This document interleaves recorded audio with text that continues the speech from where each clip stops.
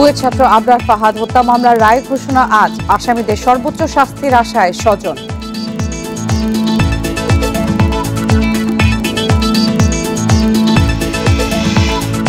তৃতীয় ধাপে 1000 ইউপিতে ভোট গ্রহণ শুরু। সহিংসতা এড়াতে জোরদার নিরাপত্তা ব্যবস্থা।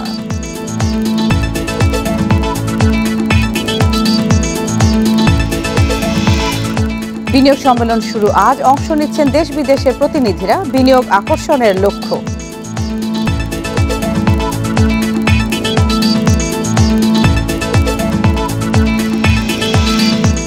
করোনার নতুন ধরন ওমিক্রন শনাক্ত হওয়া দেশগুলোর সাথে ভ্রমণ নিষেধাজ্ঞার নির্দেশ। সিদ্ধান্ত আজ।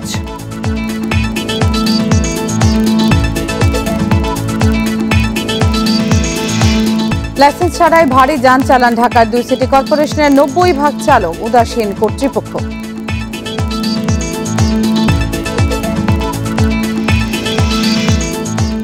স্বাগত জানাচ্ছি সকাল 9টার 1 ঘন্টার বিরতিহীন সংবাদে। এই মুহূর্তে সংবাদে আপনাদের সঙ্গে আছে আমি নুজহাত আফরিন এবং আমি শাফাত বিন ফরিদ। জানাচ্ছিলাম প্রধান শিরোনামগুলো, এবারে বিস্তারিত।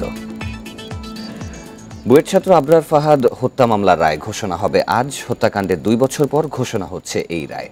দুপুরে ঢাকা দ্রুত বিচার ট্রাইব্যুনাল 1-এর আদালতে এই রায় ঘোষণার কথা রয়েছে।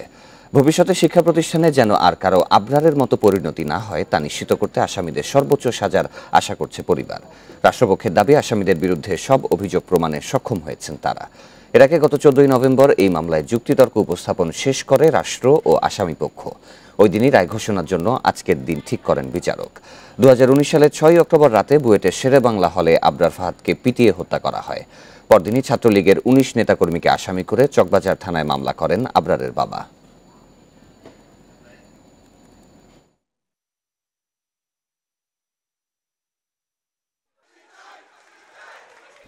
তৃতীয় ধাপের ইউনিয়ন পরিষদ নির্বাচনে 1007টি ইউপিতে ভোট গ্রহণ শুরু হয়েছে। একই সঙ্গে নির্বাচন অনুষ্ঠিত হচ্ছে 10টি পৌরসভায়ও। সকাল 8টা থেকে শুরু হওয়া ভোট একটানা চলবে বিকেল 4টা পর্যন্ত। নির্বাচনকে শান্তিপূর্ণ করতে সব প্রস্তুতি নেওয়া হয়েছে বলে জানিয়েছে নির্বাচন কমিশন।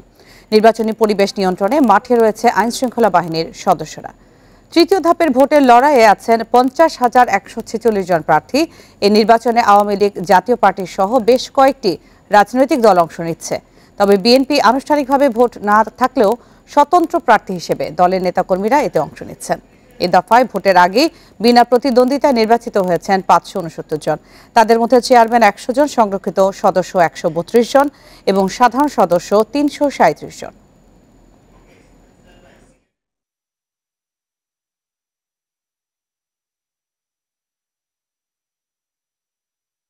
নির্বাচনে আরো জানাতে এবার সিলেট ও মুন্সিগঞ্জ থেকে যোগ দিচ্ছেন আমাদের সহকর্মীরা। প্রথমেই যাচ্ছে সিলেটে, সেখানে রয়েছেন আমাদের সহকর্মী মাধব কর্মকার। মাধব, ভোটাররা কি কেন্দ্রে ভিড় করতে শুরু করছে কিনা? ইতিমধ্যে তো ভোট শুরু হয়ে যাওয়ার কথা, আপনি কোন কেন্দ্রে রয়েছেন এবং সেখানকার পরিস্থিতি কেমন দেখছেন? সিলেটে আসলে উৎসবমুখর পরিবেশে ভোট গ্রহণ অনুষ্ঠিত হচ্ছে সকাল 8টা থেকে, এবং আপনারা নিশ্চয়ই দেখতে পাচ্ছেন ভোট কেন্দ্রগুলোতে যে নারী ভোটারের সংখ্যা সেটি কিন্তু আসলে চোখে দেখার মতোই। পুরুষ ভোটারের সংখ্যার তুলনায় অনেক গুণ বেশি কিন্তু নারী ভোটাররা তারা সকাল থেকেই ভোট কেন্দ্রে চলে এসেছেন ভোট দিতে। আপনাদের জানিয়ে রাখবো, সিলেট জেলার 3টি উপজেলা গোয়াইনঘাট, জৈন্তাপুর এবং দক্ষিণ সহ উপজেলার 16টি ইউনিয়নে আজ তৃতীয় ধাপের ইউনিয়ন পরিষদের নির্বাচন অনুষ্ঠিত হচ্ছে। সেখানটায় মোট কেন্দ্র রয়েছে 154টি। 154টি কেন্দ্রে মোট ভোটারের সংখ্যা 3,10,600 জনের মতো। এবং এই যে 16টি ইউনিয়ন পরিষদ নির্বাচনে এখানটায় চেয়ারম্যান পদপ্রার্থী রয়েছেন 92 জন, সংরক্ষিত মহিলা পরিষদে প্রতিদ্বন্দ্বিতা করছেন 165 জন এবং সাধারণ সদস্য পদে প্রতিদ্বন্দ্বিতা করছেন 629 জন। তো কেন্দ্রগুলোতে সার্বিক নিরাপত্তা ব্যবস্থা কিন্তু তৈরি করেছে প্রশাসন। এখানে রয়েছে পুলিশ, আইন শৃঙ্খলা বাহিনীর অপরাপর সদস্যরা রয়েছেন, আনসার বাহিনী রয়েছেন এবং একই সাথে যাতে সুষ্ঠুভাবে নির্বাচন অনুষ্ঠিত হয় সেভাবে তৎপর রয়েছেন। এবং আপনাদের জানিয়ে রাখবো যে দেশের বিভিন্ন জায়গায় ইউনিয়ন পরিষদ নির্বাচনকে ঘিরে সহিংসতা ঘটনা ঘটলেও সিলেটে আসলে তেমন আমরা কোনো ঘটনা দেখিনি এবং আজকেও তেমন কোনো ঘটনা ঘটবে না বলে আশা করছেন প্রার্থীরা। এবং আমরা সকাল থেকে প্রার্থীদের সাথে কথা বলেছি যে ভোটারদের সংখ্যা যেমন কেন্দ্রগুলোতে চোখে পড়ার মতো, একই সাথে বলতে পারি যে 1 ঘন্টায় অন্তত 20% মতো কিন্তু ভোট কাস্টিং হয়ে গেছে এই কেন্দ্রে। আমি রয়েছি দক্ষিণ সুরমা উপজেলার শিলামের একটি কেন্দ্রে এবং এখানটায় মোট 7টি ভোটের যে কক্ষ রয়েছে এবং এই 7টি ভোট কক্ষ থাকায় আপনারা যে মানুষজন দেখতে পাচ্ছেন সেটা আসলে বিক্ষিপ্তভাবে ছড়িয়ে পড়ছে, তবে ভোটারদের যে উপস্থিতি সেটি অনেকটাই আশাব্যঞ্জক। তো এখন পর্যন্ত সিলেট থেকে নির্বাচনকে ঘিরে এই ছিল সর্বশেষ তথ্যাবলী। মাধব, আপনি থাকবেন, আমরা এখন মুন্সিগঞ্জের খোঁজ দিতে চাচ্ছি। সেখানে রয়েছেন আমাদের সহকর্মী শুভ ঘোষ। শুভ, এর আগেও আপনি যেমনটি জানাচ্ছিলেন যে আসলে সব ধরনের প্রস্তুতি আসলে রয়েছে এবং ভোট আসলে ইতিমধ্যে শুরু হয়ে যাওয়ার কথা, এই মুহূর্তে আসলে কেমন চলছে সেখানে? দেখুন, আপনি সকাল থেকে যেমনটি জানাচ্ছিলাম যে আসলে সকাল থেকে কিন্তু মুন্সিগঞ্জে উৎসব মুখর পরিবেশে মুন্সিগঞ্জ সদর এবং টঙ্গিবাড়ি উপজেলায় আপনার ভোট গ্রহণ অনুষ্ঠিত হচ্ছে এবং আমরা দেখেছি যে এই সকাল থেকে কিন্তু আপনার স্বতঃস্ফূর্তভাবে ভোটাররা এইসব ভোট কেন্দ্রে এসে উপস্থিত হয়েছে এবং প্রতিটি ভোট কেন্দ্রেই কিন্তু আমরা সকাল থেকে বেশ কয়েকটি ভোট কেন্দ্র আমরা ঘুরে দেখেছি এবং প্রতিটি ভোট কেন্দ্রে আপনার ভোটারদের যে উপস্থিতি সেটি কিন্তু অনেকটাই চোখে পড়ার মতো এবং এইসব ভোটারদের সাথে আমরা কথা বলেছি। তারা বলছিলেন যে শুরুতেই আসলে আইন শৃঙ্খলা বাহিনীর যে তৎপরতা প্রতিটি ভোট কেন্দ্রে রয়েছে, এই তৎপরতা যদি আসলে এমনটাই আসলে ভোটের শেষ সময় পর্যন্ত বজায় থাকে তাহলে হয়তো তারা সুষ্ঠুভাবে এই ভোটটি দিতে পারবে এবং যারা আসলে প্রতিদ্বন্দ্বিতা করছেন তারাও চাচ্ছেন যে আসলে কারণ একাধিক কারণে আসলে মুন্সিগঞ্জে কিন্তু আপনি জানেন যে আপনার বিভিন্নভাবে আসলে এইসব প্রার্থীরা সংঘাত এবং সহিংসতায় জড়িয়েছে। এটি নিয়ে কিন্তু ভোটের পরিবেশ কতটুকু সুস্থ হবে এটি নিয়ে কিন্তু অনেকটা উদ্বিগ্ন এবং শঙ্কার মধ্যে ছিল ভোটাররা এবং প্রার্থীরাও। তবে আজকে সকাল থেকে কিন্তু আমরা এখন পর্যন্ত ভোটারদের স্বতঃস্ফূর্ত উপস্থিতি প্রতিটি কেন্দ্রে দেখছি। তবে জানাচ্ছিলেন মুন্সিগঞ্জ থেকে, আপনাকে ধন্যবাদ জানাচ্ছি। আমাদের সাথে আরো যোগ দিয়েছিলেন সিলেট থেকে আমাদের সহকর্মী মাধব কর্মকার। যশোরের শাহসার কাইবা ইউনিয়নে 2 চেয়ারম্যান প্রার্থী সমর্থকদের সংঘর্ষে একজন নিহত হয়েছেন। এই ঘটনায় আহত হয়েছেন অন্তত 11 জন। পুলিশ জানিয়েছে শনিবার বিকেলে রুদ্রপুর বাজারে পোস্টার লাগানো নিয়ে আওয়ামী লীগের চেয়ারম্যান প্রার্থী হাসান ফিরোজ টিঙ্কু ও স্বতন্ত্র চেয়ারম্যান প্রার্থী আলতাফ হোসেনের সমর্থকদের কথা কাটাকাটি হয়। পরে দেশীয় অস্ত্রশস্ত্র নিয়ে তারা সংঘর্ষে জড়ায়। ঘটে বোমা বিস্ফোরণ ও গোলাগুলির ঘটনাও। এ সময় আহত হন উভয় পক্ষের অন্তত 12 জন। তাদের মধ্যে আশঙ্কাজনক অবস্থায় কুতুবুদ্দিন, মন্টু ও আরশাদকে যশোর জেনারেল হাসপাতালে পাঠানো হয়। সেখানে চিকিৎসাধীন অবস্থায় মারা যায় কুতুব।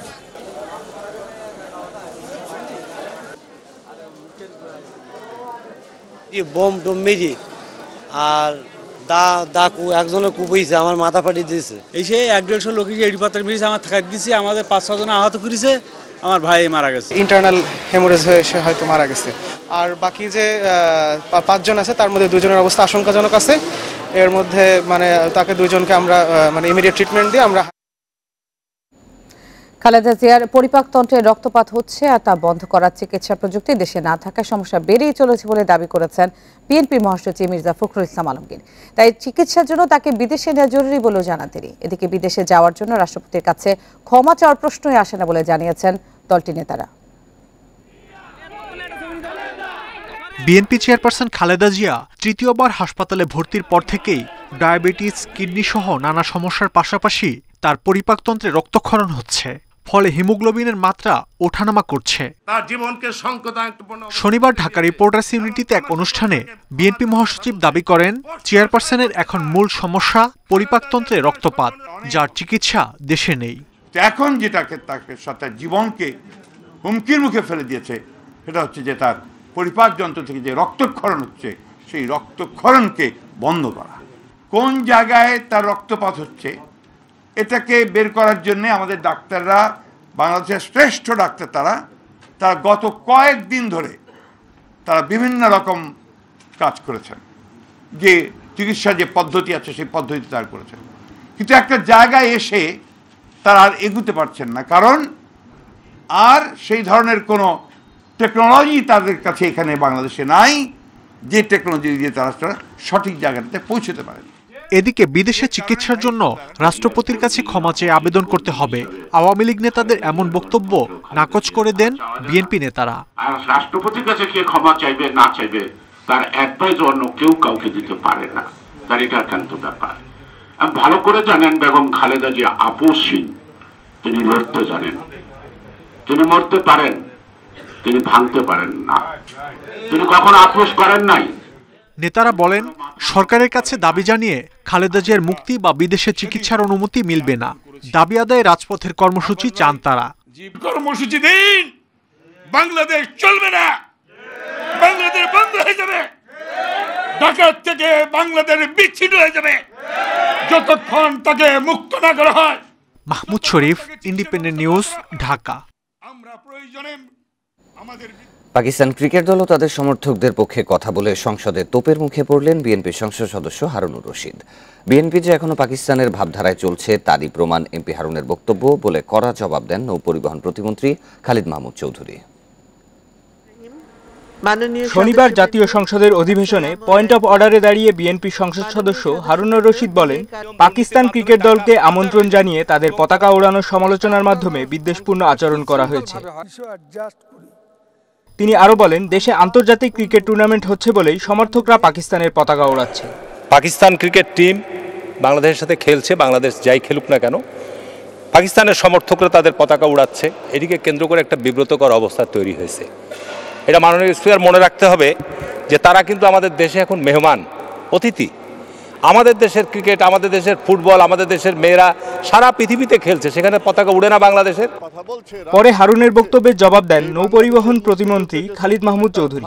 তিনি বলেন, জিয়াউর রহমান বাংলাদেশের মুক্তিযুদ্ধের চরিত্রকে ধ্বংস করার চেষ্টা করেছেন। একই ধারায় এখনো বিএনপি রাজনীতি করে যাচ্ছে। তারই প্রমাণ সংসদে উপস্থাপন করলেন এমপি হারুনুর রশিদ। আজকে যখন যুদ্ধাপরাধীদের বিচার হয়েছে, যখন বঙ্গবন্ধুর হত্যাকারীদের বিচার হয়েছে, তখন তাদের সেই যে মনোকষ্ট আজকে বারবার ফুটে উঠছে, আমরা দেখতে পাচ্ছি আজকে হারুনুর রশিদের বক্তব্যের মধ্যে সেটা বেরিয়ে এসেছে। এদিকে বিদেশে বিপুল পরিমাণ টাকা পাচার হচ্ছে বলে সংসদে অভিযোগ তোলেন বিএনপির সংসদ সদস্যরা। তার জবাবে কারা অর্থ পাচারে জড়িত তার তালিকা দিতে বলেন অর্থমন্ত্রী আহম মুস্তফা কামাল। সবাই বলি মাহমুদুর নবী, ইন্ডিপেন্ডেন্ট নিউজ। দেখছেন সকাল ৯টার বিরতিহীন সংবাদ। সংবাদে আরো যা থাকছে। উত্তরাঞ্চলে জেঁকে বসেছে শীত, বেড়েছে রোগের প্রকোপ, গতবারের চেয়েও বেশি ঠান্ডার ব্যবধানে সিটি কর্পোরেশনের গাড়ি চাপায় দুজন নিহত হওয়ার পরও পরিস্থিতির খুব একটা পরিবর্তন হয়নি। এখনো গাড়ি চালাচ্ছে পরিচ্ছন্নতা কর্মী ও হেলপাররা। বর্জ্য ভাগাড়ে নিয়ে যাওয়ার জন্য একটি ঠিকাদারি প্রতিষ্ঠানে কাজ করেন রাসেল। তার দায়িত্ব যাত্রাবাড়ি এলাকায়। জনবহুল এলাকায় ভারী গাড়ি চালালেও তার নেই ড্রাইভিং লাইসেন্স। দাবি করলেন ৬ বছর হেলপার হিসেবে কাজ করার পর বসেছেন চালকের আসনে। কর্মশিক্ষা সবচেয়ে মূল কথা হলো এইটা দিই, আমি দীর্ঘত ৬ বছর যাবৎ এই গাড়িতে হেলপারি করছি। ৬ বছর যদি আমি একটা না একটা গাড়িতে হেলপারি করি তাহলে আমার কি এটা কি যোগ্য না? আমি তো এটা অবশ্যই চালানোর যোগ্য। বুধবার নটরডেম কলেজের ছাত্র মৃত্যুর পরও দিনের বেলাতেই চলছে ডিএসসিসির ময়লার গাড়ি। অধিকাংশ চালকই হালকা যানের লাইসেন্স দিয়ে চালাচ্ছে ভারী গাড়ি। ৪ বছরের বেশি হয়েছে, এখনো কার্ড পাই নাই। আমার ভারী হয়ে যেত স্যার, আমি তো কার্ড পাই নাই। একই অবস্থা ঢাকা উত্তর সিটিতে। এখানেও গাড়ি চালাচ্ছেন পরিচ্ছন্নতা কর্মী ও বদলি চালকরা। গাড়ি তো পাই না, চাকরি বাকরি পাই না, এই জন্য চালাইতেছে। আবার লাইসেন্সের আমার মেয়াদ শেষ হয়ে গেছে, আমি এখন করতে দেবো, আবার নতুন করে আমার রিনিউ করবো। ভারী গাড়ি চালানো এটা তো অপরাধ না। তা ঠিক আছে, কিন্তু আমি তো বড় গাড়ির থেকেই চালাইতেছি, কিন্তু আমার একটু সমস্যার কারণে লাইসেন্স করতে পারিনি। তার কারণে আমি নতুন করে লাইসেন্স করছি। ঢাকার ২ সিটিতে ময়লার গাড়ি রয়েছে ৪৮২টি, যার অধিকাংশের বৈধ চালক নেই। যাদের লাইসেন্স আছে তাদের ৯০%-এরও ভারী যান চালানোর বৈধতা নেই। তবে ২ সিটি কর্পোরেশনই বলছে দুর্ঘটনার পর শৃঙ্খলা ফেরাতে নানা পদক্ষেপ নেওয়া হয়েছে। এই এত ড্রাইভারের পদ সিটি কর্পোরেশনের নেই। আউটসোর্সিং করে সিটি কর্পোরেশনের এই গাড়ি চালানোর কাজটি অনেক ক্ষেত্রে সম্পাদন করে থাকেন। নিয়োগের জন্য যে সকল পদ আমাদের ড্রাইভারের পদ ফাঁকা আছে সেগুলো নিয়োগের আমরা উদ্যোগ নিয়েছি। আমরা এই পদগুলো নিয়োগের অনুমতিও পেয়েছি এবং আমরা এগুলো নিয়োগের প্রক্রিয়া গ্রহণ করেছি। আমরা আশা করছি যে প্রকৃত লাইসেন্সধারী যারা তাদেরকে আমরা নিয়োগ দেব। ৩০ বছর বয়সের মধ্যে হেভি লাইসেন্স পাওয়া যায় না। দ্বিতীয়ত হলো যাদের আছে হেভি লাইসেন্স করার জন্য বিআরটিএ প্রায় অনেকদিন যাবত তারা লাইসেন্স দেওয়া বন্ধ রেখেছে, মানে ইস্যু করতে পারছে না। এই সমস্ত কারণে তো আমরা আবারও বিজ্ঞপ্তি দিচ্ছি। এদিকে বৃহস্পতিবার সাবেক সংবাদকর্মী আহসান কবির খানের মৃত্যুর পর দিনের বেলায় ময়লার গাড়ি চালানো বন্ধ রাখার সিদ্ধান্ত নিয়েছে ডিএনসিসি। বর্জ্য সরাতে হবে রাত ১০টা থেকে সকাল ৭টার মধ্যে। Adilur Rahman, independent News, Dhaka. ২০২০ সাল পর্যন্ত ৫ বছরে দেশে সড়ক দুর্ঘটনায় মারা গেছেন অন্তত ৩৫,০০০ মানুষ। আর এই বছর আগস্ট পর্যন্ত ৮ মাসে মৃত্যু হয়েছে ৩৫,০০০ জনের। সংশ্লিষ্টরা বলছেন সরকারি সংস্থাগুলোর উদাসীনতার কারণে বাড়ছে দুর্ঘটনা। দক্ষ চালকের পাশাপাশি আছে নিয়মিত কঠোর তদারকির অভাব। 2018 সালের 29 জুলাই রাজধানীর কুর্মিটোলা হাসপাতালের সামনে বাস চাপায় মারা যান শহীদ রমিজউদ্দিন ক্যান্টনমেন্ট কলেজের 2 শিক্ষার্থী। এর প্রতিবাদে ঢাকাসহ সারা দেশে রাস্তায় নেমে আসেন শিক্ষার্থীরা। বেশ কয়েকদিন ধরে চলে এই আন্দোলন। 3 বছর পর গেল 24 নভেম্বর ঢাকা দক্ষিণ সিটি কর্পোরেশনের গাড়ির চাপায় মারা যায় নটরডেম কলেজের এক শিক্ষার্থী। তার পরের দিনই পান্থপথে ঢাকা উত্তর সিটি কর্পোরেশনের ময়লার গাড়ির ধাক্কায় প্রাণ হারান এক সংবাদকর্মী। যাত্রী কল্যাণ সমিতি ও রোড সেফটি ফাউন্ডেশনের হিসাব বলছে 2016 সাল থেকে 2020 সাল পর্যন্ত সড়ক দুর্ঘটনায় মারা গেছে অন্তত 35,000 মানুষ। সরকারি পরিবহনের চাপায় প্রাণহানির বিষয়টি উদ্বেগজনক বলছে যাত্রী কল্যাণ সমিতি। যে প্রতিষ্ঠানটি জনগণের নির্বাচিত প্রতিনিধি দ্বারা পরিচালিত, জনগণের জানমাল নিরাপত্তা নিশ্চিত করবার কথা, তারা যখন দুর্ঘটনা ঘটায়, তারা যখন মানুষ হত্যা করে, তারা যখন একের পর এক বেপরোয়া চালিয়ে রাজপথে আতঙ্ক তৈরি করে, তখন জনগণের যাবার কিন্তু কোনো জায়গা থাকে না। পুলিশের তথ্য অনুযায়ী এবছরের আগস্ট পর্যন্ত সড়ক দুর্ঘটনায় মারা গেছে অন্তত 3,500 মানুষ। দুর্ঘটনা প্রতিরোধে দক্ষ চালক নিয়োগের পাশাপাশি কঠোর নজরদারির কথা বলছেন বিশ্লেষকরা। মনিটরিংয়ের আওতায় আনা হয় না, কারণ প্রথমত হচ্ছে সরকারি সংস্থার গাড়ি, যেহেতু তার একটা প্রভাব খাটিয়ে চলতে চায়, এবং এই গাড়িগুলোর আপনার ফিটনেসও যেমন নবায়ন করা হয় না, এবং চালক যারা আছে তাদের লাইসেন্সও ঘাটতি রয়েছে, এবং অনেক ক্ষেত্রে চালক নিজেও চালায় না, ফলে কিন্তু তারা বেপরোয়া আচরণ করে এবং দুর্ঘটনা ঘটায়। সামগ্রিকভাবেই কিন্তু বাংলাদেশে দুর্ঘটনার হারটা বেড়ে যাচ্ছে। সরকারি সংস্থায় চালক নিয়োগের ক্ষেত্রে আরও বেশি সতর্ক হওয়ার তাগিদও দিচ্ছেন বিশেষজ্ঞরা। বন ইবনে কামাল, ইন্ডিপেন্ডেন্ট নিউজ, ঢাকা। এদিকে বাসে হাফ ভাড়া চালুর সিদ্ধান্ত হয়নি শনিবারও। বাস মালিক শ্রমিকদের সঙ্গে বিআরটিএর বৈঠক শেষ হয়েছে কোনো সুরাহা ছাড়াই। উল্টো শিক্ষার্থীদের দাবি যাচাইয়ে টাস্ক ফোর্স গঠনের প্রস্তাব দিয়েছে পরিবহন মালিক সমিতি। তবে শিগগিরই সিদ্ধান্তের আশ্বাস দিয়ে শিক্ষার্থীদের সড়কে ছেড়ে ক্লাসে ফেরার আহ্বান জানিয়েছেন বিআরটিএ চেয়ারম্যান। বাসে হাফ ভাড়ার দাবিতে কয়েকদিন ধরেই বিক্ষোভ অবরোধ করছে শিক্ষার্থীরা। আন্দোলনের মুখে ডিসেম্বর থেকে বিআরটিসিতে হাফ ভাড়া চালুর ঘোষণা দিয়েছেন সড়কমন্ত্রী, কিন্তু বেসরকারি বাস মালিকরা মানছেন না। এ পরিস্থিতিতে রাজধানীতে বনানীর বিআরটিএ ভবনে বাস মালিক শ্রমিকদের সঙ্গে বৈঠকে বসেন বিআরটিএর কর্মকর্তারা। 2 ঘন্টার বৈঠক শেষ হয় কোনো সিদ্ধান্ত ছাড়াই। শিক্ষার্থীদের দাবি যাচাইয়ে টাস্ক ফোর্স গঠনের প্রস্তাব দেয় পরিবহন সংশ্লিষ্টরা। শুধু বিআরটি আর মালিক শ্রমিক মিলে বসে এটা করার বিষয় না, এখানে অনেকগুলো মন্ত্রণালয় ইনভলভ আছে, স্বরাষ্ট্র ইনভলভ আছে, শিক্ষা ইনভলভ আছে, অনেকেই ইনভলভ আছে, আরও অনেকেই ইনভলভ। সুতরাং সবাই মিলেই সিদ্ধান্ত নিতে হবে টাস্ক ফোর্সের মাধ্যমে। আমরা যে বিষয়গুলো বললাম এগুলো সমাধানের উপায় কি? ছাত্রদের আইডি কার্ডের বিষয়টা সমাধান। বিআরটিএ চেয়ারম্যান বলেন, প্রস্তাবগুলো বিবেচনায় নিয়ে আবার আলোচনা হবে। শিগগিরই শিক্ষার্থীদের হাফ ভাড়ার বিষয়ে সিদ্ধান্ত হবে। আমরা এটা নিয়ে কাজ করতেছি, যেহেতু এই দাবিটা এখন যৌক্তিক, সবাই সিম্পেথাইজ, সুতরাং এই বিষয় নিয়ে যেহেতু আমরা কাজ করতেছি, এটা আমাদের এটা যেহেতু এটা নতুন করে যদি আইনি কাঠামো দিতে হয় তাহলে এটা সময় একটু লাগবে। তো সেই ক্ষেত্রে সবাইকে সহনশীল হওয়ার জন্য আমি অনুরোধ করব। এখানে ছাত্রদেরকেও কেউ যেন ব্যবহার না করে, এটার জন্য আমি অনুরোধ করব। সিদ্ধান্ত হওয়ার আগ পর্যন্ত শিক্ষার্থীদের ধৈর্য ধরার আহ্বান জানান তিনি। সড়ক ছেড়ে ক্লাসে ফিরে যেতে বলেন BRTA chairman. Hasib Mahmud Shah, independent News, Dhaka. করোনার নতুন ধরন ওমিক্রন শনাক্ত হওয়া দেশগুলোর উপর ভ্রমণ নিষেধাজ্ঞা জারির নির্দেশ দিয়েছেন স্বাস্থ্যমন্ত্রী জাহিদ মালিক। এই নিষেধাজ্ঞা কখন থেকে কার্যকর হবে সে বিষয়ে সিদ্ধান্ত আসতে পারে আজ। জাতীয় পরামর্শ কমিটির বৈঠকের পর চূড়ান্ত ঘোষণা করবে স্বাস্থ্য বিভাগ। সাউথ আফ্রিকায় করোনার নতুন ধরন ওমিক্রন শনাক্ত হয় মঙ্গলবার। এছাড়া বতসোয়ানা, ইসরায়েল, হংকং, বেলজিয়ামেও নতুন ধরনটির সন্ধান মিলেছে। এরপর যুক্তরাষ্ট্র, কানাডা, অস্ট্রেলিয়া, ইউরোপ ও আরব দেশগুলো সাউথ আফ্রিকা ভ্রমণে বিধিনিষেধ দিয়েছে। দেশে এখন করোনা সংক্রমণ ও মৃত্যু অনেক কম। স্বস্তিতে থাকলেও নতুন ভ্যারিয়েন্ট নিয়ে সতর্ক স্বাস্থ্য বিভাগ। যেসব দেশে ওমিক্রন শনাক্ত হয়েছে সেসব দেশের সঙ্গে ভ্রমণ নিষেধাজ্ঞা দিতে নির্দেশনা দিয়েছেন স্বাস্থ্যমন্ত্রী জাহিদ মালিক। একই সঙ্গে দেশের সব সীমান্ত ও বন্দরে জরুরি সতর্কতা জারির নির্দেশনা দেন তিনি। সাউথ আফ্রিকান ভ্যারিয়েন্ট বিষয়ে আমরা অবহিত হয়েছি এবং এই ভ্যারিয়েন্টটি খুবই অ্যাগ্রেসিভ।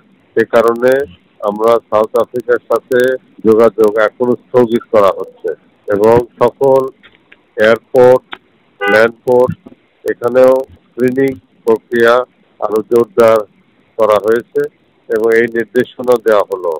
জাতীয় কারিগরি কমিটি মনে করে ওমিক্রনের বিষয়ে সতর্ক থাকতে হবে। এ বিষয়ে রোববার বিকেলে বৈঠকে বসছে জাতীয় কারিগরি কমিটি।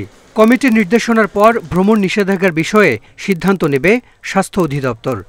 এই ভাইরাসটি এসে সময় কিন্তু খুব বেশি দেয় না, খুব দ্রুততার সঙ্গে সব দিকে ছড়িয়ে যায়, যে কারণে আমরা অলরেডি কথা বলেছি এবং আমরা এই বিষয়গুলিতে এয়ারপোর্টগুলিতে রেড অ্যালার্ট জারি করা, প্লাস সাউথ আফ্রিকার যে 6টি দেশ আছে সেখান থেকে যারা আসবেন তাদের ব্যাপারে রেস্ট্রিকশন এবং অন্যান্য বিষয়ে ন্যাশনাল কমিটির ইমার্জেন্সি মিটিং আছে।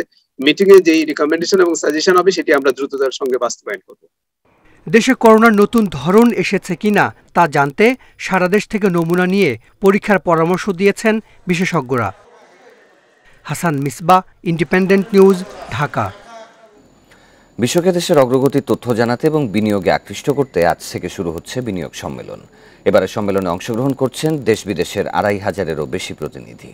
নিজেদের অবস্থান তুলে ধরতে এই ধরনের উদ্যোগের গুরুত্ব অনেক বলে মন্তব্য করেছেন প্রধানমন্ত্রীর বেসরকারি শিল্প ও বিনিয়োগ বিষয়ক উপদেষ্টা সালমান এফ রহমান। বিগত বছরগুলোতে দেশের উন্নয়ন কার্যক্রম তুলে ধরতে এবং বিনিয়োগ আকৃষ্ট করতে রোববার শুরু হচ্ছে 2 দিনব্যাপী বিনিয়োগ সম্মেলন। প্রস্তুতি নিয়ে শনিবার সংবাদ সম্মেলনের আয়োজন করে বিনিয়োগ উন্নয়ন কর্তৃপক্ষ বিডা। এতে জানানো হয় এরই মধ্যে সব প্রস্তুতি সম্পন্ন হয়েছে। ভার্চুয়ালি যুক্ত হয়ে বিনিয়োগ সম্মেলন উদ্বোধন করবেন প্রধানমন্ত্রী শেখ হাসিনা। যুক্তরাষ্ট্র, সৌদি আরব, তুরস্ক সহ বিভিন্ন দেশের প্রতিনিধিরা সরাসরি এবং অনলাইনে অংশগ্রহণ করবেন এই সম্মেলনে। এই ডেলিগেশনে সৌদি পোর্ট অথরিটির president is a very high official, তিনি থাকবেন এবং ইন্টারন্যাশনাল ইনভেস্টমেন্ট লুক আফটার করেন ইনভেস্টমেন্ট মিনিস্ট্রি তাদের, যেটা তার 22 মিনিস্টার, তিনিও ওই ডেলিগেশনে থাকবেন। 9 সদস্যের একটি ডেলিগেশন সশরীরে যোগ দেবেন এই সামিটে। দেশের উন্নয়ন এবং বিনিয়োগের যে সুব্যবস্থা তৈরি হয়েছে তা বিশ্বকে জানাতেই এই উদ্যোগ নেওয়া হয়েছে বলে জানিয়েছেন প্রধানমন্ত্রীর বেসরকারি শিল্প ও বিনিয়োগ উপদেষ্টা সালমান এফ রহমান। নিজেদের অবস্থান তুলে ধরতে আন্তর্জাতিক সংবাদ মাধ্যমগুলোর সঙ্গে আলোচনা চলছে বলেও জানান তিনি। মাননীয় প্রধানমন্ত্রীর নেতৃত্বে গত 12 বছরে যে আমরা একটা নতুন বাংলাদেশ তৈরি করেছি, এটা কিন্তু এটা সম্বন্ধে লোকজনকে জানানো, এটা সম্বন্ধে আমরা যে জায়গায় আছি আর আমাদের বিনিয়োগের জন্য যা যা সুবিধা আমরা দিচ্ছি, এবং বিনিয়োগ করলে যে বাংলাদেশে যেই বিনিয়োগ করবে তার সে যে লাভবান হবে, সেই তথ্যগুলি আমাদেরকে প্রচার করার প্রয়োজন। এছাড়া দেশে কর জিডিপির অনুপাত বাড়ানো গেলে কর হার কমানো সম্ভব বলেও জানান Salman F Rahman. Shamim Ahmed, Independent News, Dhaka. ভাড়াটে খুনি পরিচয়ে হত্যার হুমকি দিয়ে টাকা আদায়ের চেষ্টার অভিযোগে এক ব্যক্তিকে আটক করেছে গোয়েন্দা পুলিশ। ফোনে বুলেট বাবু নামে নিজের পরিচয় দেয়া ওই ব্যক্তির আসল নাম ইয়াসিন বাবু। টার্গেট করা ব্যক্তির গাড়ি চালক তাকে সরবরাহ করতে সব তথ্য। এই ঘটনায় গ্রেপ্তার করা হয়েছে ওই গাড়ি চালককেও। আমি বুলেট বলতেছি, আপনি কি নিচে থাকতে চান না উপরে থাকতে চান, কোনটা? এক ব্যক্তিকে এভাবে ফোনে প্রাণনাশের হুমকি দেন ভাড়াটে খুনি পরিচয় দেয়া বুলেট বাবু।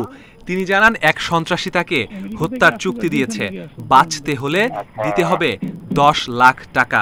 আমি তো আপনার কন্ট্রাক্টর নিয়ে আসছি। 16 নভেম্বর আমির গ্রুপের কর্মকর্তা ইউসুফ শাহরিয়ার এমন ফোন পাওয়ার পর থানায় জিডি করেন। সেটিও জেনে যায় হুমকিদাতা। পরে আবারও ফোন ও SMS এ দেয়া হয় হুমকি। তুই কত দিতে পারবি বল, তো যত টাকা দিবি তোর বাঁচার সম্ভাবনা তত থাকবে, নাহলে তোর গলা কাটবো, কানও কাটবো। হুমকি ও টাকা দাবির জন্য ব্যবহার করা হয় আইপি কল। ডিবির সাইবার অ্যান্ড স্পেশাল ক্রাইম বিভাগ প্রযুক্তির সহায়তায় শনাক্ত করে ভাড়াটে খুনি পরিচয় দেয়া বুলেট বাবুর অবস্থান। এক সহযোগী সহ শান্তিনগর থেকে গ্রেপ্তার করা হয় তাকে। উড়ো হুমকি দেয় তাদেরকে অবশ্যই আমরা আইনের আওতায় আনবো, এবং ইতিপূর্বে আপনারা দেখেছেন আমরা এই ধরনের আরও অভিযোগের তদন্ত করতে গিয়ে বেশ কিছু প্রতারককে আমরা গ্রেপ্তার করতে সক্ষম হয়েছি। কাজে এই বিষয়ে আপনারা ভয় না পেয়ে সাহস নিয়ে বিষয়গুলি মোকাবেলা করবেন। জিজ্ঞাসাবাদে জানা যায় বুলেট বাবু আসলে ভাড়াটে খুনি নন, তিনি পেশায় ইন্টারনেট সার্ভিস প্রোভাইডার। আর তার সাবেক রুমমেট শফিকুল ইসলাম ইউসুফ শাহরিয়ারের গাড়ি চালক। শফিকুলি ইউসুফের অর্থবিত্তের খোঁজ দেন বাবুকে। এরপর শুরু হয় ভাড়াটে খুনি সেজে টাকা আদায়ের ফন্দি। যেই ছেলেটা বুলেট বাবু পরিচয় দিত সে মূলত একটা ইন্টারনেট প্রোভাইডারের সাথে একটা কোম্পানিতে চাকরি করত, তো যার কারণে সে ওই আইপি নাম্বারটাতে খুব সহজে রিচ করতে পারত। আর এই যে ড্রাইভার যে সে দেখেছে যে তার মালিক হয়তো এক অর্থবিত্তশালী, তো আর একটু নরম মনের মানুষ, যার কারণে আসলে তার মাথার মধ্যে এই ধরনের কুচিন্তাটুকু আসে। ডিবি বলছে কোনো সন্ত্রাসীর ফোন করে চাঁদা চাওয়ার মতো পরিস্থিতি বর্তমানে নেই। এ বিষয়ে সবাইকে সচেতন হওয়ার পরামর্শ তাদের। Masudur Rahman, independent News, Dhaka. VAT আদায়ের মেশিন ইএফডি বিক্রিতে ব্যবসায়ীদের তীব্র বিরোধিতার আশঙ্কায় জাতীয় রাজস্ব বোর্ড এনবিআর-এর মাঠ পর্যায়ের কর্মকর্তারা। এরই মধ্যে মেশিনের দামে আপত্তি জানিয়েছেন ব্যবসায়ী নেতারা। তাদের অভিযোগ, একক সিদ্ধান্তে ইএফডির দাম বাজার মূল্যের দ্বিগুণ নির্ধারণ করেছে এনবিআর। বিশ্লেষকেরা বলছেন, সম্মিলিত প্রচেষ্টা না থাকলে ইসিআর-এর মতো ব্যর্থ হবে নতুন এই প্রযুক্তিও। কাপড়ের দোকান, সুপার শপ, রেস্টুরেন্ট সহ 24 ধরনের ব্যবসা প্রতিষ্ঠানের ভ্যাট আদায়ে ইলেকট্রনিক ফিসকাল ডিভাইস ইএফডি ব্যবহারের সিদ্ধান্ত হয় 2019 সালে। কিন্তু করোনার কারণে বারবার ব্যাহত হয় মেশিন বসানোর প্রক্রিয়া। এনবিআর-এর হিসাবে এখন পর্যন্ত মাত্র 4000 প্রতিষ্ঠানে ইএফডি চালু হয়েছে।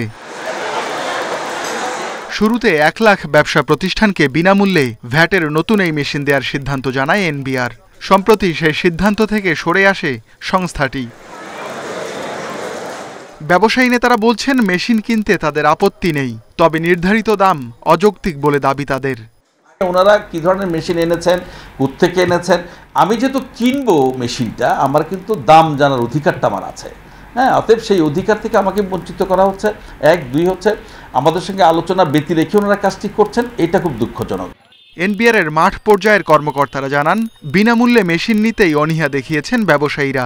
বিক্রির সিদ্ধান্ত খুচরা ব্যবসায়ীরা ভালোভাবে নেবেন না বলেও শঙ্কা তাদের। ক্রয় করে দোকানে স্থাপন করতে বলা হয়, তাহলে আমার মনে হয় যে এটা মূল যে নীতি ছিল সেখান থেকে আমরা সরে আসলাম।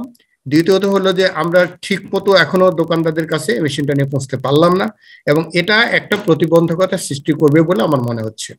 ইএফডি স্থাপনে এনবিআর-এর সার্বিক অগ্রগতি সন্তোষজনক নয় বলছেন বিশ্লেষকেরা। এখন পর্যন্ত লক্ষ্যমাত্রার 30% দোকানে মেশিন দেয়া হয়েছে, যা মোট প্রতিষ্ঠানের মাত্র 1.5%। মেশিন জনপ্রিয় করতে লটারি করছে এনবিআর, কিন্তু প্রচারণার অভাবে লটারিও জনপ্রিয় হয়নি।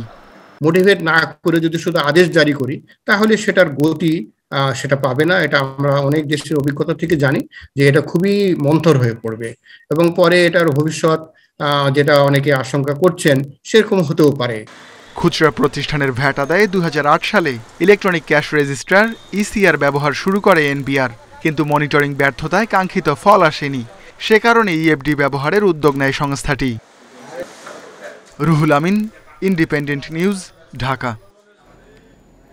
দেশের তৃতীয় বৃহত্তর নগরী খুলনায় এখনও সনাতন পদ্ধতিতে চলছে ট্রাফিক ব্যবস্থাপনা। 34 বছর আগের সিগন্যাল বাতি পুরোটাই অকেজো। নগরবাসী মনে করছে, সনাতন পদ্ধতির ট্রাফিক ব্যবস্থার কারণে শহরে বাড়ছে যানজট, দুর্ঘটনা। দেশের তৃতীয় বৃহত্তম নগরী খুলনা 1987 সালে সড়কে শৃঙ্খলা রাখতে ও ট্রাফিক ব্যবস্থা নিয়ন্ত্রণে 16টি পয়েন্টে স্থাপন করা হয় সিগন্যাল লাইট। সংস্কারের অভাবে তা এখন সম্পূর্ণ অকেজো। এ কারণে বাড়ছে যানজট ও দুর্ঘটনা। হাতের ইশারা আর লাঠির আঘাতে সড়কে শৃঙ্খলা নিয়ন্ত্রণ করতে হয় ট্রাফিক পুলিশকে। সিগন্যাল বাতিটা থাকা আবশ্যক, এটা না থাকলে আপনার জ্যাম তৈরি হবেই। এটা আপনি হাতের সিগন্যালে এটা আপনি সবসময় এটা মেনটেন করতে পারবেন না। হাত দিয়ে সিগন্যাল দেওয়ার কারণে দেখা গেলো হাত দিয়ে সিগন্যাল দিচ্ছে, হাতের তল দিয়ে গাড়ি চলে যায়, একটা দুর্ঘটনা ঘটার সম্ভাবনা থাকে আমাদের। খুলনা ট্রাফিক বিভাগ বলছে, সিগন্যাল লাইট সংস্কারে সিটি কর্পোরেশনকে বারবার বলা হলেও টনক নড়ছে না তাদের।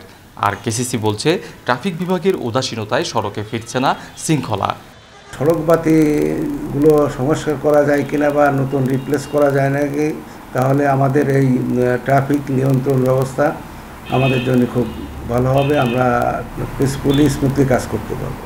আইন মানাবে কিনা সে, আমি এই যে সিগন্যালে দাঁড়াই রয়েছি, আমার বেআইনি করছে, আমাকে এই দিয়ে মানাইতে হবে। এই দিয়ে যখন তারা কড়াকড়ি করবে, তখন মানুষ এই ব্যাপারে সাবধান হবে। 30টি পয়েন্টে নতুন করে সিগন্যাল লাইট স্থাপন ও আধুনিক ডিজিটাল ট্রাফিক ব্যবস্থাপনা তৈরি করে সড়কে শৃঙ্খলা ফেরানোর দাবি খুলনা নগরবাসীর। অভিজিৎ পাল, ইন্ডিপেন্ডেন্ট নিউজ, খুলনা। প্রায় 15 বছর ধরে ঝুঁকিপূর্ণ অবস্থায় পড়ে রয়েছে মাদারীপুরের চর গোবিন্দপুর গ্রাম সংলগ্ন সেতু। বিভিন্ন স্থানে পলেস্তারা খসে পড়ে বড় বড় গর্তের সৃষ্টি হয়েছে। ঝুঁকিপূর্ণভাবে চলাচল করছে এলাকাবাসী। সংশ্লিষ্ট কর্তৃপক্ষ বেশ কয়েকবার সেতুটি পুনর্নির্মাণের আশ্বাস দিলেও তা বাস্তবায়ন হয়নি। এইসব গর্ত পাশ কাটিয়ে চলাচল করছে পথচারীরা। মাদারীপুরের সদর উপজেলার খোয়াজপুর ইউনিয়নের চর গোবিন্দপুর গ্রাম সংলগ্ন সেতুটিতে ঝুঁকি এড়াতে ব্যবহার করা হচ্ছে বাঁশের মাচা। প্রায় 15 বছর ধরে দুর্ভোগে 7 গ্রামের মানুষ। সেতু পার হতে গিয়ে নিচে পড়ে আহত হয়েছে অনেকে। কর্তৃপক্ষ বেশ কয়েকবার সেতুটি পুনর্নির্মাণের আশ্বাস দিলেও কোনো ব্যবস্থা গ্রহণ করেনি। ব্রিজটা ভাঙ্গা দিয়া আমাকে পোলাহান স্কুলে পোলাহান যায় খুবই একটা কষ্ট হয়। অনেক চেয়ারম্যান আছে, মেম্বার আছে, কিন্তু এই ব্রিজের কোনো কাজ করে নাই। সবসময় যেন এই ছবি তুলে লেগেছে, আর নির্বাচন আইলে কইছে কি আমরা ব্রিজ করে দিব, আমরা ব্রিজ করে দিব। মুরব্বীরাও হাঁটতে গেলে তাদের আমাদের পার করা লাগে, আমাদের হাত দিয়ে পার করা লাগে।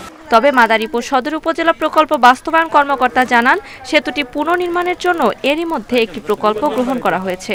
দুর্যোগ ব্যবস্থাপনা ও ত্রাণ মন্ত্রণালয়ের আওতায় পুনর্নির্মাণের জন্য ইতিমধ্যে প্রস্তাব পাঠানো হয়েছে। ব্রিজটি খুব শীঘ্রই হয়তো অনুমোদন হয়ে আসবে। অনুমোদন হয়ে আসলে আমরা ব্রিজটি করতে পারবো, আশা করতেছি আগামী অর্থ বছরের মধ্যে ব্রিজটি শেষ করা যাবে। প্রায় 30 বছর আগে স্থানীয় সরকার প্রকৌশল অধিদপ্তরের অর্থায়নে এই সেতুটি নির্মাণ করা হয়। Independent News desk.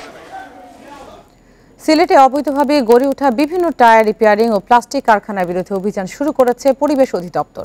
এরই মধ্যে 7টি কারখানাকে আর্থিক জরিমানা করেছে ভ্রাম্যমাণ আদালত। দেয়া হয় স্থাপনা সরিয়ে ফেলার নির্দেশনাও।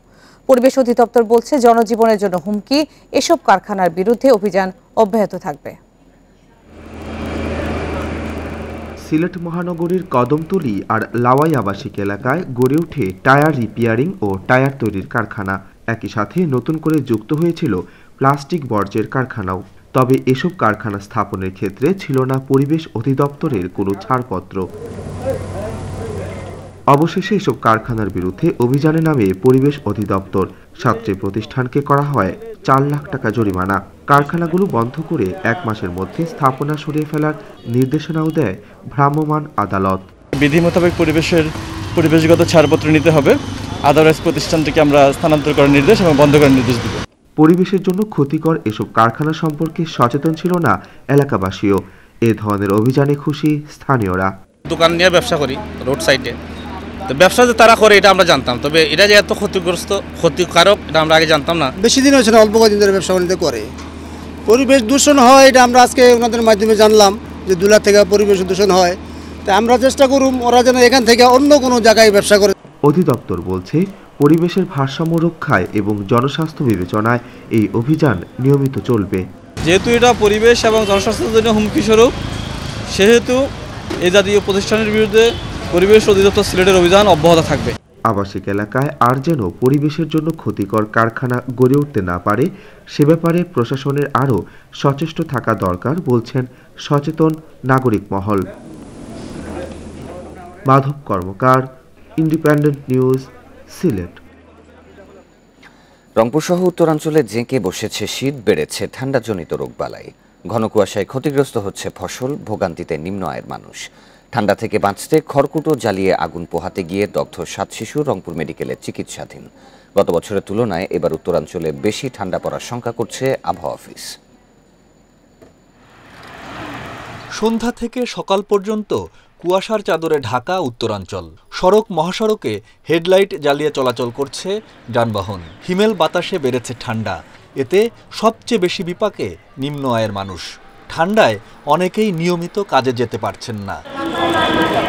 এদিকে খড়কুটো জ্বালিয়ে আগুন পোহাতে গিয়ে রংপুর সহ উত্তরাঞ্চলে এ পর্যন্ত দগ্ধ হয়েছে 7 শিশু। রংপুর মেডিকেল কলেজ হাসপাতালে চিকিৎসাধীন এই শিশুদের 5 জনের অবস্থা আশঙ্কাজনক। এবছর আমাদের শীতটা একটু আর্লি পড়ছে, আমরা আশঙ্কা করছি এবছর রোগীর সংখ্যা বাড়তে পারে। তাই আমাদের উপদেশ থাকবে যে আগুন পোহাবেন না, বেশি করে শীতবস্ত্র ব্যবহার করবেন। শীতের পাশাপাশি বেড়েছে ঠান্ডাজনিত রোগ। অনেক জেলায় ক্ষয়ক্ষতি হচ্ছে কৃষি জমির ফসল। এত শিশির কুয়াশা, গাড়ি কিছু দেখা যাচ্ছে না, কাপড় চোপড় নাই, চলাফেরা করা খুবই কষ্ট, আমরা গরিব মানুষ। দিনাজপুরের হিলিতে বৃষ্টির মতো কুয়াশা ঝরছে, অনেক বেলা পর্যন্ত দেখা মিলছে না সূর্যের। যাত্রী না পেয়ে বিপাকে ভ্যান রিকশার চালকেরা। তীব্র কুয়াশায় ধীর গতিতে চলছে ট্রেন। কুয়াশা, পেছনদার নাই, সকালে বেকার বাড়াইছি। হঠাৎ করে এই ঠান্ডাটা এমনভাবে জমের মতো বসে গিয়েছে যে খুবই কষ্ট লাগে। এবার প্রচুর ঠান্ডা, ঠান্ডার জন্য রোডঘাটে যাত্রী নেই, ভাড়া মারতে পারতেছি না। গত বছরের তুলনায় এবার শীতের প্রকোপ বাড়ার আশঙ্কা করছেন আবহাওয়াবিদরা। রংপুর ডিভিশনের ক্ষেত্রে দেখা যাচ্ছে যে তাপমাত্রা কোথায় কোথাও আমি একটু মেনশন করছি 13 ডিগ্রি সেলসিয়াস নেমে যাচ্ছে, এবং সামনের দিনগুলোতে কোথাও কোথাও হয়তো 12-13 ডিগ্রি 10-11 দিকে নেমে যেতে পারে। গত 2 বছরে উত্তরাঞ্চলে আগুন পোহাতে গিয়ে দগ্ধ হয়ে মারা গেছে 47 জন। Mamunur Rashid, Independent News desk. শরণার্থী সংকট নিয়ে বিবাদে জড়িয়েছে ইউরোপের 2 দেশ ফ্রান্স ও যুক্তরাজ্য। সংকটের জন্য ফ্রান্সকে দায়ী করে দ্রুত সমস্যা সমাধানের আহ্বান জানিয়েছে যুক্তরাজ্য। অন্যদিকে পাল্টা যুক্তরাজ্যকে দায়ী করে দ্রুত পদক্ষেপ নিতে বলছে ফ্রান্স। তীব্র শীত উপেক্ষা করে ফ্রান্সের দানকার্কের এই অস্থায়ী শরণার্থী শিবিরে অবস্থান করছে নারী, শিশু সহ অসংখ্য অভিবাসন প্রত্যাশী। সময় সুযোগ বুঝে যুক্তরাজ্যের উদ্দেশ্যে পাড়ি দিতেই এই প্রতীক্ষা। প্রাণের ঝুঁকি আছে জেনেও ভয়াবহ এই পথ বেছে নিয়েছেন তারা। ইউরোপে দিন দিন তীব্র হচ্ছে শরণার্থী সংকট। উন্নত জীবনের প্রত্যাশায় মৃত্যুর ঝুঁকি নিয়ে ইংলিশ চ্যানেল পাড়ি দিচ্ছেন মধ্যপ্রাচ্য, এশিয়া থেকে আসা এসব অভিবাসী। সম্প্রতি ইংলিশ চ্যানেলে নৌকাডুবির ঘটনায় বেশ কয়েকজন অভিবাসন প্রত্যাশী মৃত্যু হওয়ায় নতুন করে বিরোধে জড়িয়েছে ফ্রান্স ও যুক্তরাজ্য। শরণার্থী সংকটের জন্য পাল্টাপাল্টি দোষারোপ করছে দুই পক্ষ। সামাজিক যোগাযোগ মাধ্যমে প্রকাশ করা চিঠিতে অভিবাসন প্রত্যাশীদের ফেরত নিতে ফরাসি প্রেসিডেন্ট ইমানুয়েল ম্যাক্রোর প্রতি আহ্বান জানান ব্রিটিশ প্রধানমন্ত্রী বরিস জনসন। সরাসরি আলোচনার বদলে সামাজিক যোগাযোগ মাধ্যমে চিঠি দেয়া লন্ডনের নিন্দা জানিয়েছে প্যারিস। অবৈধ অভিবাসীদের ঠেকাতে ইউরোপীয় দেশগুলোর প্রতি সহযোগিতার আহ্বান জানিয়েছেন ফরাসি প্রেসিডেন্ট। প্রাণের ঝুঁকি নিয়ে যারা ইংলিশ চ্যানেল পাড়ি দিচ্ছে, আমরা তাদের সব ধরনের সহযোগিতার আশ্বাস দিয়েছি, কিন্তু তাদের কেউই ফ্রান্সে আশ্রয় নিতে চায় না। এই সংকট সমাধান করা ফ্রান্সের একার পক্ষে সম্ভব নয়। ইউরোপীয় ইউনিয়নের সব দেশকেই এগিয়ে আসতে হবে। যুক্তরাজ্যকেও মানব পাচার রোধে কার্যকর পদক্ষেপ নিতে হবে। সংকট মোকাবিলায় ফ্রান্স ও যুক্তরাজ্যকে একসঙ্গে কাজ করার আহ্বান জানিয়েছেন জাতিসংঘের শরণার্থী সংস্থা UNHCR এর মুখপাত্র উইলিয়াম সল্টমার্শ। তাছাড়া মানব পাচারকারীদের দমন করতে সমন্বিত প্রচেষ্টার প্রয়োজন বলে মনে করেন তিনি। বিবিসি মতে 2021 সালে ইংলিশ চ্যানেল অতিক্রমকারীর সংখ্যা বেড়ে 25,776 জনে দাঁড়িয়েছে। 2020 সালে এই সংখ্যা ছিল 8,461 জন। Tahmid Abrar, Independent News. ভারতের প্রধানমন্ত্রী নরেন্দ্র মোদীর বিতর্কিত 3 কৃষি আইন প্রত্যাহারের প্রতিশ্রুতি দিলেও ঘরে ফেরেননি কৃষকেরা। বিল প্রত্যাহার ও অন্যান্য দাবি পূরণ না হওয়া পর্যন্ত আন্দোলনে অনড় তারা। তবে সোমবার লোকসভায় আইন প্রত্যাহার বিল উত্থাপনের প্রতিশ্রুতির পরই বরফ গলার ইঙ্গিত মিলল। ওই দিন পূর্ব নির্ধারিত পার্লামেন্টে সমাবেশ স্থগিত করেছে সংযুক্ত কিষাণ মোর্চা। 19 নভেম্বর বিতর্কিত 3 কৃষি আইন বাতিলের ঘোষণা দেন ভারতের প্রধানমন্ত্রী নরেন্দ্র মোদী। এরপরও আন্দোলন অব্যাহত রাখেন কৃষকেরা। দাবি ঘোষণা নয়, 3 কৃষি বিল আইন করে বাতিল ও দাবি পূরণ হলেই ঘরে ফিরবেন তারা। গত বছরের সেপ্টেম্বরে কৃষি বিল সংশোধন করে আইনে পরিণত হওয়ার পর থেকে বিক্ষোভ চলছে ভারত জুড়ে। কৃষকদের দিল্লি অবরোধের বর্ষপূর্তি ছিল শুক্রবার। সেদিনও বিক্ষোভ করেন তারা। আমরা এখান থেকে যাব না যতক্ষণ আমাদের দাবি পূরণ না হয়। আমাদের সংগ্রাম সফল হয়েছে। 1 বছর ধরে রোদ, গরম, বৃষ্টি, ঠান্ডায় বসে বিক্ষোভ করেছি আমরা। শেষমেশ মোদি পরাজয় মেনে নিয়েছেন। শনিবার দিল্লি সীমান্তে বিক্ষোভরত কৃষকদের ঘরে ফেরার আহ্বান জানান কৃষিমন্ত্রী নরেন্দ্র সিং তোমার। তিনি বলেন, প্রধানমন্ত্রী আইন প্রত্যাহারের ঘোষণার পর আন্দোলন চালিয়ে যাওয়ার কোনো কারণ নেই। সোমবার শুরু হওয়া শীতকালীন লোকসভা অধিবেশনে আইন বাতিলের বিল তোলা হবে বলে আশ্বস্ত করেন তিনি। এছাড়া কৃষকদের অন্যান্য দাবি নিয়েও কথা বলেন কৃষিমন্ত্রী। কৃষি পণ্যের ওপর ন্যূনতম সহায়ক মূল্য ব্যবস্থা সহ কয়েকটি ইস্যুতে আলোচনা কমিটি গঠন করা হয়েছে। এতে থাকবে কৃষক প্রতিনিধিত্ব। এছাড়া খড় পোড়ানোকে অপরাধমুক্ত করতে কৃষকের দাবি মেনে নিয়েছে সরকার। ক্ষতিপূরণ হিসেবে বিক্ষোভকারীদের বিরুদ্ধে করা মামলা প্রত্যাহারের দাবিও জানিয়েছে কৃষকরা। এতে চূড়ান্ত সিদ্ধান্ত নেবে রাজ্য সরকার। এমন পরিস্থিতিতে সিন্ধু সীমান্তের কাছে বৈঠকের পর পূর্ব নির্ধারিত ট্রাক্টর র্যালি স্থগিত করে সংযুক্ত কিষাণ মোর্চা। কৃষক নেতা দর্শন পাল সিং জানান, আগামী 4 ডিসেম্বর বৈঠকের পর জানানো হবে পরবর্তী পদক্ষেপ। সায়রা খান, ইন্ডিপেন্ডেন্ট নিউজ। বিশ্বে করোনায় একদিনে ৫,২৯১ জনের মৃত্যু হয়েছে, নতুন শনাক্ত 4,৭৪,000-এর বেশি। এ নিয়ে বিশ্বে করোনায় প্রাণহানি ছাড়িয়েছে 52,11,000। এ পর্যন্ত আক্রান্ত 26 কোটি 13 লাখেরও বেশি। শনিবার বিশ্বে করোনায় সর্বোচ্চ 1,239 জন মারা গেছে রাশিয়ায়, সেখানে নতুন শনাক্ত 33,946 জন। দেশটিতে করোনায় মোট প্রাণহানি ছাড়িয়েছে 2,71,000, আক্রান্ত 9,53,000-এর বেশি। 24 ঘন্টায় সর্বোচ্চ 49,311 জন শনাক্ত হয়েছে জার্মানিতে। ইউরোপে এক সপ্তাহে সংক্রমণ বেড়েছে 15%, তবে মৃত্যু কমেছে 0.6%। যুক্তরাষ্ট্রে একদিনে মারা গেছে 91 জন, নতুন শনাক্ত 17,892 জন। দেশটিতে এক সপ্তাহে সংক্রমণ কমেছে 20%, প্রাণহানি কমেছে 24%। এবার যুক্তরাজ্যে করোনার নতুন ভ্যারিয়েন্ট ওমিক্রনে আক্রান্ত 2 জনকে শনাক্ত করা হয়েছে। শনিবার এই কথা জানিয়েছেন দেশটির স্বাস্থ্যমন্ত্রী সাজিদ জাভিদ। তিনি জানান, যুক্তরাজ্যের ব্রেন্টউড ও নটিংহ্যামে ওমিক্রনে আক্রান্ত 2 জনেরই আফ্রিকার দক্ষিণাঞ্চলে ভ্রমণের অভিজ্ঞতা রয়েছে। তারা বাড়িতে আইসোলেশনে আছেন। এদিকে শুক্রবার সাউথ আফ্রিকা থেকে নেদারল্যান্ডসে যাওয়া 2টি ফ্লাইটের 61 যাত্রীর করোনা শনাক্ত হয়েছে। তাদেরকে বিমানবন্দরের কাছেই একটি হোটেলে আইসোলেশনে রাখা হয়েছে। পাশাপাশি তারা ওমিক্রনে আক্রান্ত কিনা তা জানতে পরীক্ষা করা হচ্ছে। ওই 2টি ফ্লাইটে অন্তত 600 যাত্রী নেদারল্যান্ডসে যান। তাদের সবাইকে পরীক্ষা করা হচ্ছে বলে জানায় নেদারল্যান্ডস। যুক্তরাজ্যে প্রবল ঝড় আরওয়েনের তাণ্ডবে গাছ পড়ে 2 জনের মৃত্যু হয়েছে। বিদ্যুৎ বিচ্ছিন্ন অবস্থায় রয়েছে 1 লাখেরও বেশি মানুষ। শুক্রবার রাতে দেশটির কয়েকটি অঞ্চলের উপর দিয়ে ঘন্টায় প্রায় 160 কিলোমিটার বেগে ঝড় বয়ে যায়। এ সময় ভারী বৃষ্টি ও তুষারপাত হয়। নর্থ আইল্যান্ডে তুষারে আটকা পড়ে প্রায় 120টি লরি। শনিবার যুক্তরাজ্য জুড়ে আবারও ঝড়ো বাতাস, তুষারঝড় ও বরফ পড়ার সতর্কতা জারি করেছে দেশটির আবহাওয়া বিভাগ। এক টুইটে যুক্তরাজ্যের বেশ কয়েকটি সড়ক বন্ধ থাকার কথা জানায় পুলিশ।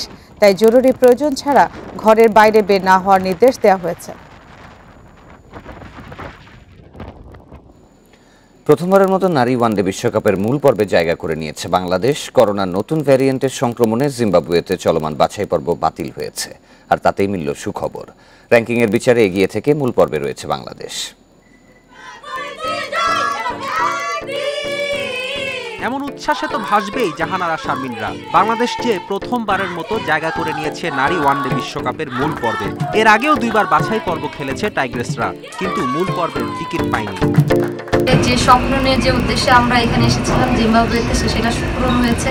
হয়তো সেটা কিছুদিন পরে হতো, এটা অনেক আগে হয়ে গিয়েছে, যার জন্য আমরা আরো বেশি আনন্দিত। আলহামদুলিল্লাহ, আমরা আসলে ওয়ার্ল্ড কাপ কোয়ালিফাই করে অনেক খুশি, আনন্দিত। এটা আসলে বলে বোঝানো যাবে না যে আসলে আমরা কতটা আনন্দিত। আসলে আমাদের অনেক দিনের চেষ্টা এবং অনেক দিনের প্রচেষ্টার কষ্টের ফল কিন্তু আমাদের এই যে কোয়ালিফাইতে কিছু ভালো করা। এবারের বাছাই পর্বে দুর্দান্ত পারফর্ম করছিল নিগার সুলতানার দল। করোনা প্রকোপে এই পর্ব বাতিল না হলেও বিশ্বকাপের মূল আসরে হয়তো জায়গা করে নিত। প্রথম ম্যাচেই শক্তিশালী পাকিস্তানের বিপক্ষে 3 উইকেটের জয়। টাইগ্রেসদের পরের জয়টি আরও রাজস্বী। যুক্তরাষ্ট্রকে হারায় 270 রানের বিশাল ব্যবধানে। যে জয়ের পথে নারী ক্রিকেটে বাংলাদেশের পক্ষে প্রথম সেঞ্চুরি করেন শারমিন আক্তার। 322 রানের পাহাড় গড়ে যুক্তরাষ্ট্রকে বাংলাদেশ গুটিয়ে দেয় মাত্র 52 রানে। এর পরের ম্যাচে থাইল্যান্ডের কাছে হোঁচট। বৃষ্টি আইনে টাইগ্রেসরা হারে 16 রানে, যার ফলে সুপার 6-এ ওঠা নিয়ে দোলাচল তৈরি হয়। শেষ ম্যাচে জিম্বাবুয়ের বিপক্ষে বাঁচা মরা লড়াইয়ে নামতে হতো জাহানারাদের। তবে সেই উৎকণ্ঠায় থাকতে হয়নি। এর আগে এলো সুখবর। করোনার নতুন ধরন ওমিক্রনের সংক্রমণ বাড়ছিল আফ্রিকার দেশগুলোতে।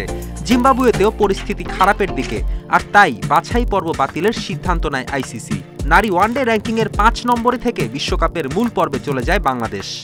প্রথমবারের মতো আমরা 50 ওভার ওয়ার্ল্ড কাপে কোয়ালিফাই করেছি এবং এই কোয়ালিফাইটা করার পরে কাজটা আসলে সবথেকে ইম্পর্টেন্ট। এবং আশা করি আমাদের যে লোকাল যে কোচিং স্টাফ, তারাও যে এই জায়গাটাতে নিয়ে যেতে পারে, সেটা সবথেকে বড় একটা উদাহরণ আজকে ওয়ার্ল্ড কাপ কোয়ালিফাই করা। তাহলে আমার কোচিং জীবনের একটা সেরা অর্জন হচ্ছে আজকের এই দিনটা। আসলে আমার জীবনের জন্য অত্যন্ত গুরুত্বপূর্ণ দিন এবং বাংলাদেশ উমেন্স ক্রিকেটের জন্য আমি মনে করি একটা গুরুত্বপূর্ণ দিন।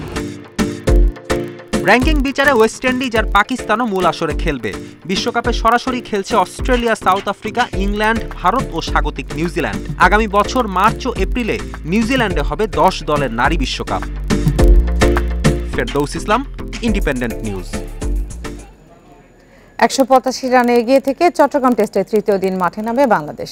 প্রথম সেশনে উইকেট নিয়ে পাকিস্তানকে চাপে ফেলতে চায় মুমিনুলের দল। দ্বিতীয় দিনে অসহায় ছিল বাংলাদেশ। হাসান আলীর বোলিং তাণ্ডবের পর আবিদ আবদুল্লাহর ব্যাটিং দৃঢ়তায় চালকের আসনে চলে যায় পাকিস্তান। এই দুই ওপেনারই তুলে নিয়েছেন 50। আজ দিনের শুরুতে উইকেট তুলে নিয়ে ম্যাচে ফেরার লক্ষ্য টাইগারদের। অন্যদিকে সেশন বাই সেশন খেলে নিয়ন্ত্রণ ধরে রাখার পরিকল্পনা পাকিস্তানের। কানপুর টেস্টের তৃতীয় দিন শেষে চালকের আসনে ভারত। 63 রানে এগিয়ে থেকে চতুর্থ দিন শুরু করবে রাহুল দ্রাবিড়ের শিষ্যরা। তৃতীয় দিনের শুরুটা অসাধারণ হলেও শেষটা রাঙাতে পারেনি নিউজিল্যান্ড। উদ্বোধনী জুটিতে 151 তোলার পর আকসার প্যাটেলের অনবদ্য বোলিংয়ে 296 রানেই গুটিয়ে যায় ল্যাথম উইলিয়ামসনের ইনিংস। 62 রানে 5 উইকেট নেন এই স্পিনার। জবাবে ভালো শুরু করতে পারেনি ভারতও। জেমিসনের বলে মাত্র 1 রানে সাজঘরে ফেরেন শুভমান গিল। 1 উইকেটে 14 রান নিয়ে দিন শেষ করে ভারত। জাভির অধীনে লা লিগায় টানা দ্বিতীয় জয় বার্সেলোনার রোমাঞ্চকর ম্যাচে ভিয়ারিয়ালকে 3-1 গোলে হারিয়েছে কাতালানরা। এদিকে 32 বছর পর ইউভেন্টাসের মাঠে জিতেছে আতালান্টা। সেরিয়াতে জয় 1-0 গোলে ডিফেন্ডিং চ্যাম্পিয়ন ইন্টার মিলানো জয় নিয়ে মাঠ ছাড়ে। স্বরূপে ফিরছে বার্সেলোনা। লা লিগায় টানা 3 ম্যাচ জয়হীন থাকার পর জাভির অধীনে এসেই জিততে শুরু করেছে কাতালান জায়ান্টরা। এলোমেলো দলটিকে গুছিয়ে আনার চেষ্টায় প্রত্যয় জাভি। দলীয় স্পিরিটই সেখানে মূল মন্ত্র। ভিয়ারিয়ালের বিপক্ষে চাপে পড়েও পরিকল্পিত ফুটবল খেলে বার্সেলোনা। ডিপাই ও কুতিনিওর গোলেই পরিষ্কার বেড়েছে আক্রমণের ধার, যার নেপথ্যে আছে জাভির fine tuning. Coutinho en el añadido para. Hombre, yo creo que es un mínimo exigible, ¿no?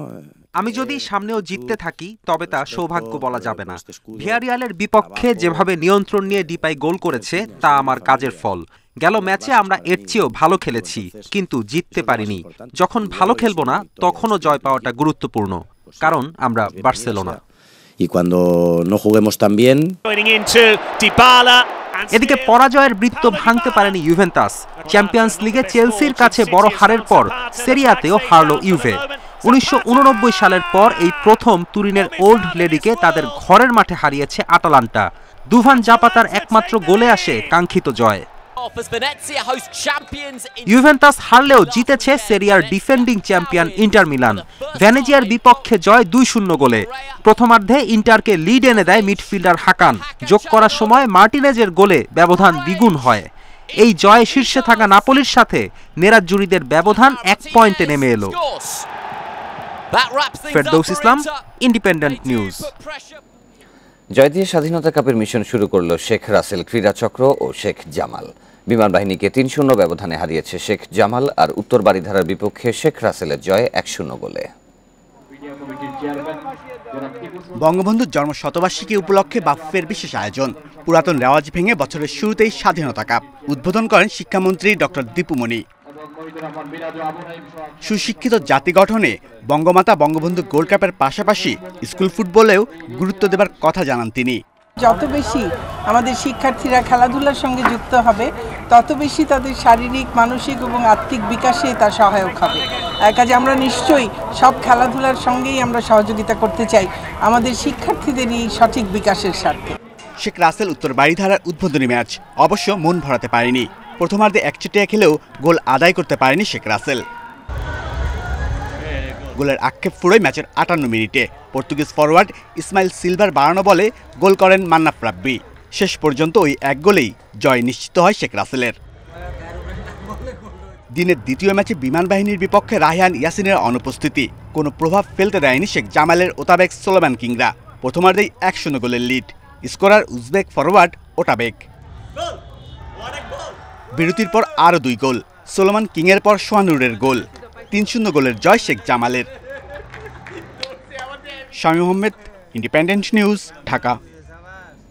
মোহামেডানকে হারিয়ে প্রিমিয়ার লিগ হকি শিরোপা জিতেছে মেরিনার ইয়াংস। সোহানুরের জোড়ায় মেরিনারের জয় 3-2 গোলে। এ নিয়ে দ্বিতীয়বার লিগ চ্যাম্পিয়ন হলো ক্লাবটি। শেষ বাঁশি বাজতেই উচ্ছ্বাস মেরিনারের ডাগআউটে। জয়ান সোহানদের বাঁধভাঙা উল্লাস শিরোপা জয়ের। দীর্ঘদিন পর ফিরেছে হকি। দীর্ঘদিন পর মাওলানা ভাসানী স্টেডিয়ামের নীল টার্ফে হয়েছে জয়োৎসব। শিরোপা জিততে মেরিনারের দরকার ছিল কেবল 1 পয়েন্টের। অন্যদিকে মোহামেডান জয় পেলে মেরিনার আবাহনীর সাথে সমান পয়েন্ট হতো সাদা কালোদের। গুঞ্জন ছিল তেমন হলে 3 দলকেই চ্যাম্পিয়ন ঘোষণা করবে ফেডারেশন। এমন সমীকরণে শুরুতেই এগিয়ে মোহামেডান। পেনাল্টি কর্নার কাজে লাগিয়ে লিড এনে দেন আর্জেন্টাইন গঞ্জালো পেয়াত। তবে প্রথম কোয়ার্টারের শেষ মিনিটে পেনাল্টি কর্নার থেকে মেরিনারকে সমতায় ফেরান সোহানুর। দ্বিতীয় কোয়ার্টারে আবারও সোহানুরের লক্ষ্যভেদে লিড নেয় মেরিনার। অন্যদিকে 2টি পেনাল্টি কাজে লাগাতে ব্যর্থ মোহামেডান। তৃতীয় কোয়ার্টারে কোনো গোল হয়নি, তবে জমজমাট ছিল ম্যাচের শেষ 15 মিনিট। 51 মিনিটে ভারতীয় রিক্রুট প্রদীপ মোড়ে ব্যবধান বাড়ান। 6 মিনিট পর সরোয়ারের গোলে ম্যাচে ফেরার আভাস দেয় মোহামেডান।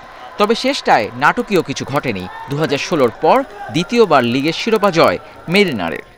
টিমের ভিতরে কম্বিনেশন ভালো ছিল, একে অপরকে রেসপেক্ট করে। আমরা অন্যরা হয়তো সিঙ্গেল খেলা খেলে, আমরা দলগত খেলা খেলার কারণে আপনারা দেখছেন আমরা ইনশাল্লাহ ভালোভাবেই জিতেছি আর কি। লাস্ট আমাদের ম্যাচটা যে আবাহনীর সাথে খারাপ লেগেছে ওইটা নিয়ে আমরা কোনো চিন্তা করি না, কারণ আমাদের একটা সুযোগ আছে উপরে। আসলে হকির একটা ইতিহাস আছে, যে ক্লাব কাপ নেয় সে লিগ নিতে পারে না। ইনশাল্লাহ আমরা রেকর্ডটা ভাঙছি, ইনশাল্লাহ ইতিহাসটা আজীবন সবাই মনে রাখবে। এবছর ক্লাব কাপ হকির শিরোপাও ঘরে তুলেছে মেরিনার ইয়ংস। জমজমাট লিগ আসন্ন এশিয়ান চ্যাম্পিয়ন্স ট্রফির জন্য ভালো প্রস্তুতিরও ইঙ্গিত দিচ্ছে। Abidur Rahman, independent News, Dhaka.